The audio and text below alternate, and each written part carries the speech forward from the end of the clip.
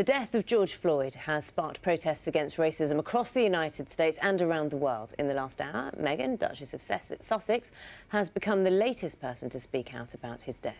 In a video message she shared in the last hour, speaking to the graduating class of her former high school, she said she felt compelled to address what's happening in America. The only wrong thing to say is to say nothing. Because George Floyd's life mattered, and Breonna Taylor's life mattered, and Philando Castile's life mattered, and Tamir Rice's life mattered. And so did so many other people whose names we know and whose names we do not know. Stephon Clark, his life mattered.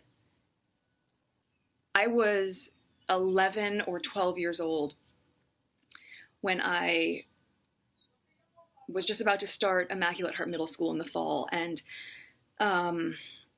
it was the LA riots, which was also triggered by a senseless act of racism.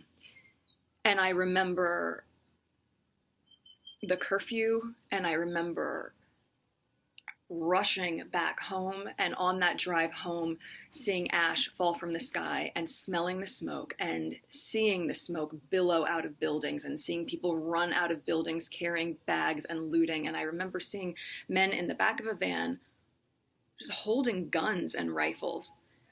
And I remember pulling up to the house and seeing the tree that had always been there completely charred. And those memories don't go away.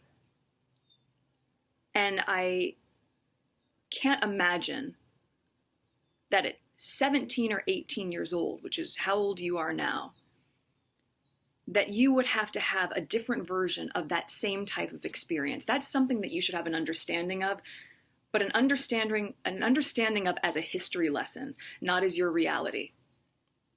So I am sorry that in a way we have not gotten the world to the place that you deserve it to be.